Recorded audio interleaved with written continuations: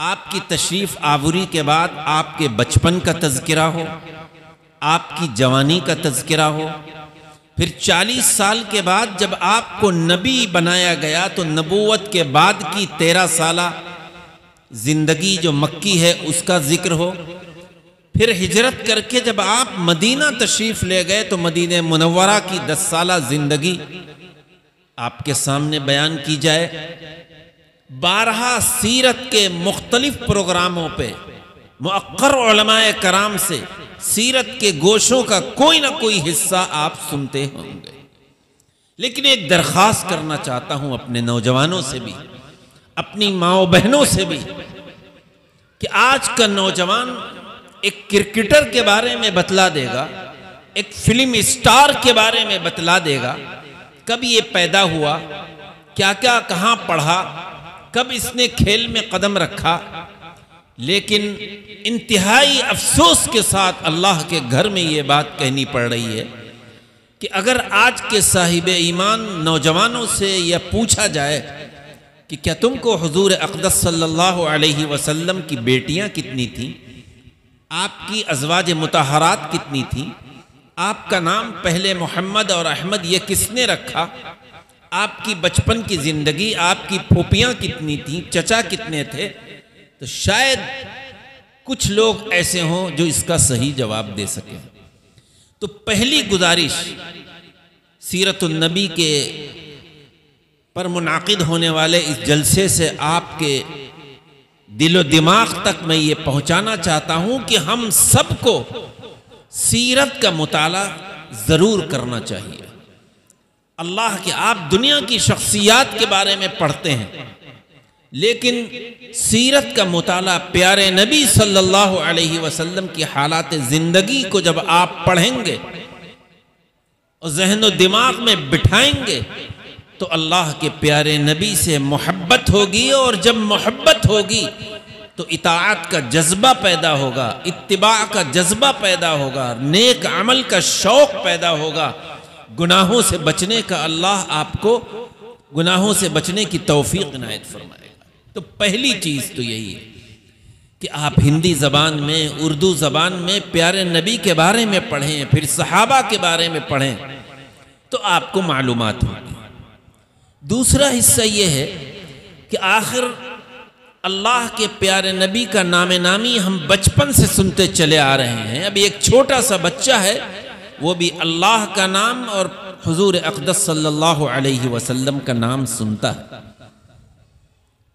हम सबको अल्लाह के प्यारे नबी से बेइंतहा मोहब्बत है, ताल्लुक़ है, इश्क है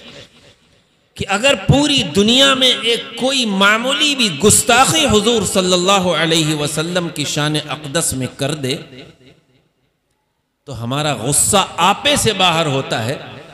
आपने देखा होगा कि हम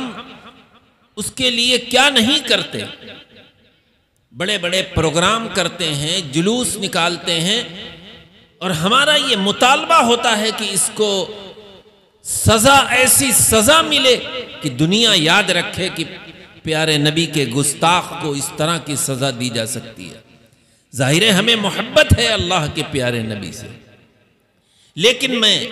अल्लाह के घर में आपसे ये बात कहना चाहूँगा ये कि बिल्कुल सही है कि आप अदना सी गुस्ताखी हुजूर अक़दस सल्लल्लाहु अलैहि वसल्लम की शान अक़दस में बर्दाश्त नहीं कर सकते। आपके यहाँ कोई करे, इस मुल्क में करे या कहीं भी करे, यकीनन आपने क्या मोहब्बत का हक अदा कर दिया, और आप ये समझे जाने लगे कि आपको वाकई इश्क है और मोहब्बत है अल्लाह के प्यारे नबी से। नहीं, मोहब्बत रसूल कहते किसे हैं, इश्क नाम किस चीज का है, इसी के बारे में मुझे आपसे इस वक्त गुफ्तगू करनी है। मिसालों से मैं बात समझाना चाहूंगा, हमारी माए बहनें भी सुने। बातों का सिलसिला अगर ख़त्म हो जाए या कम हो जाए तो और अच्छा है, पूरी तवज्जो के साथ बात सुने कि हुजूर अक़दस सल्लल्लाहु अलैहि वसल्लम से आपको मोहब्बत है, और जाहिर है इस रबीउल अव्वल में अभी आपने दिन में जुलूस में शिरकत की, आपको मालूम है कि इसी माह मुबारक में अल्लाह के प्यारे नबी दुनिया में तशरीफ़ लाए और इसी माह मुबारक में दुनिया से तशरीफ़ ले गए, पर्दा फरमा गए। जहां रबीउल अव्वल आता है,